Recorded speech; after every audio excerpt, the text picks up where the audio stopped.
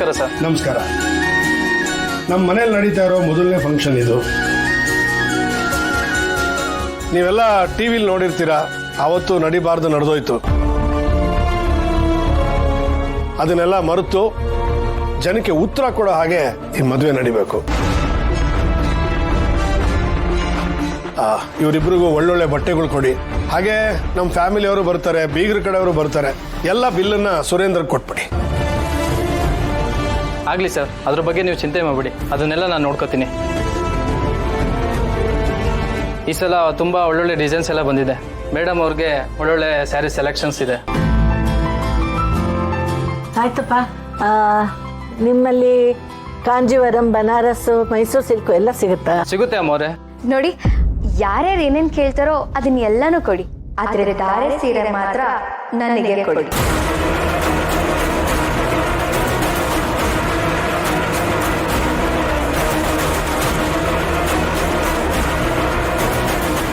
ಅರೆ, ಯಾಕೆ ಇಷ್ಟೊಂದು ಶಾಕ್ ಆಗ್ಬಿಟ್ರಿ?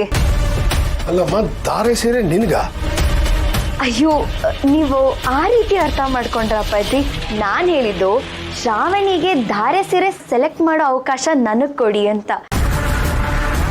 ಶ್ರಾವಣಿ ನನ್ನ ಫ್ರೆಂಡ್ ಅಲ್ವಾ, ಅವಳಿಗೆ ಯಾವ ಬಣ್ಣ ಒಪ್ಪುತ್ತೆ, ಯಾವ ಡಿಸೈನ್ ಸೂಟ್ ಆಗುತ್ತೆ, ಈ ನ್ಯೂಮರಾಲಜಿ ಪ್ರಕಾರ ಅವಳ ಜಾತಕಕ್ಕೆ, ಅವಳ ಹೆಸರಿಗೆ ಯಾವ ಬಣ್ಣ ಸೂಟ್ ಆಗುತ್ತೆ ಅಂತ ನಾನು ತಿಳ್ಕೊಂಡು ಬಂದಿದ್ದೀನಿ.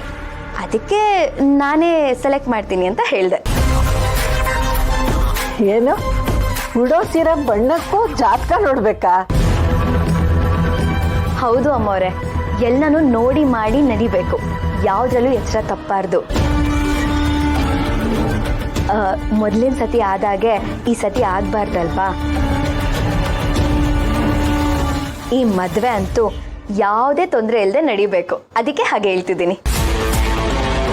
ಆಗ್ಲಮ್ಮ, ಇನ್ಫ್ಯಾಕ್ಟ್ ಈ ಮದುವೆ ನಡೀತಾ ಇರೋದೇ ನಿನ್ನಿಂದ. ನಿನ್ನ ಸೆಲೆಕ್ಷನ್ ಶ್ರಾವಣಿಗೂ ಇಷ್ಟ ಆಗ್ಬೋದು. ಹಾಗೆ ಮರಿಬೇಡಮ್ಮ, ನೀನು ಒಳ್ಳೆ ಸೀರೆ ತಗೋ. ಅಯ್ಯೋ, ಹೇಳ್ತಿರಲ್ಲ ಅಪ್ಪಾಜಿ, ಇದನ್ನು ನಮ್ಮನೆ ಮದುವೆ ಇದ್ದಾಗೆ ಅಲ್ವಾ?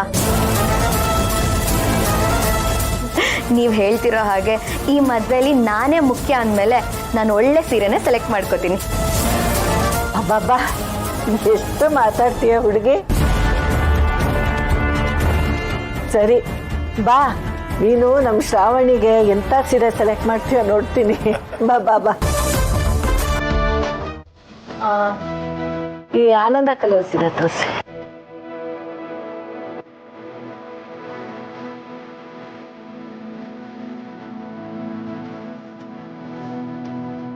ಶ್ರಾವಣಿ, ಈ ಸೀರೆ ನಿಂಗೆ ಇಷ್ಟ ಆಗ್ಬೋದು ಕಣೆ. ಈ ಬಣ್ಣ ನಿಂಗೆ ಒಪ್ಪತ್ತೆ ಅನ್ಸುತ್ತೆ.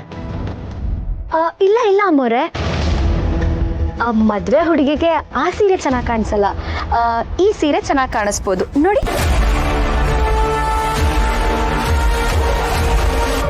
ಒಪ್ಪತ್ತಲ್ವಾ ಮದುವೆ ಹುಡುಗಿಗೆ? ಸೀರೆ ಏನೋ ಚೆನ್ನಾಗಿದೆ, ಆದರೆ ಶ್ರಾವಣಿಗೆ ಆ ಬಣ್ಣ ಒಪ್ಪಲ್ಲ ಅನ್ಸುತ್ತೆ. ಬೇರೆ ತೋರಿಸಿ. ನಾನು ಹೇಳ್ತಿರೋದು ಮದುವೆ ಹುಡುಗಿಗೆ, ಅಂದರೆ ನನಗೆ.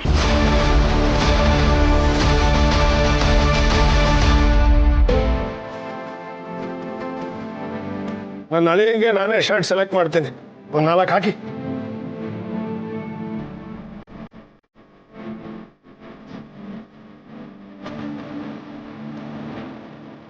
ಸಿಂಪಲ್ ಆಗಿರೋದು ಯಾವ್ದಾದ್ರು? ನೀನ್ ಸಿಂಪಲ್ ಕಣ, ಆದ್ರೆ ನಿನ್ ಮದುವೆಗೆ ನೀನ್ ಗ್ರ್ಯಾಂಡ್ ಆಗಿ ಕಾಣಿಸ್ಬೇಡವಾ? ನಾವೆಲ್ಲ ನಿನ್ನ ರಾಜ್ಕುಮಾರ್ ಅಂತರ ನೋಡಿ ಕಣ್ ತುಂಬ್ಕೋಬೇಕು ಕಣ. ನಿನ್ಗೆ ಈ ತರ ಬಟ್ಟೆಗಳು ಕೊಡಿಸ್ಬೇಕು ಅನ್ನೋದು ನನ್ಗೆ ಎಷ್ಟೋ ದಿವಸದಿಂದ ಆಸೆ ಇತ್ತು ಕಣ.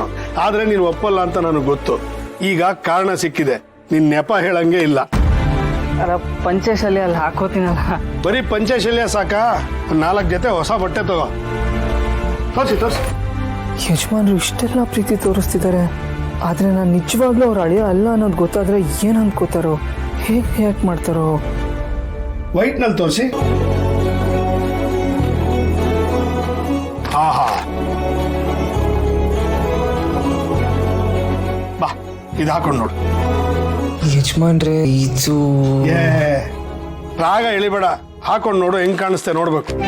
ನಿಂಗೆ ಆಡಂಬರ ಎಲ್ಲ ಇಷ್ಟ ಆಗಲ್ಲ, ಸಿಂಪಲ್ ಆಗಿರೋದೇ ಇಷ್ಟ. ಆಕ್ಚುಲಿ ಇವನ್ಗೆ ಯಾವ ಬಟ್ಟೆ ಹಾಕಿದ್ರು ಸೂಟ್ ಆಗುತ್ತೆ. ಒಳ್ಳೆ ಹೃದಯ ಇರೋರ್ಗೆ, ಒಳ್ಳೆ ಮನ್ಸಿರೋರ್ಗೆ ಇಂಥ ಬಟ್ಟೆನೆ ಹಾಕ್ಬೇಕು ಅಂತಿಲ್ಲ. ನೀನು ದೊಡ್ಡ ಮನೆ ಹಳೆಯ ಆಗೋನು, ಮಹಾರಾಜನ್ ತರ ಇರ್ಬೇಕು. ಅಯ್ಯೋ ಮಹಾರಾಜರು ನೀವ್ ಯಜಮಾನ್ರೆ, ನಾನು ನಿಮ್ ಸೇವಕ ಅಷ್ಟೇ. ಸೇವಕ ಅಂತೆಲ್ಲ ಯಾಕೋ ಅಂತೀಯ? ಓಕೆ, ನಾನ್ ಮಹಾರಾಜ ಆದ್ರೆ ನೀನು ರಾಜ್ಕುಮಾರ.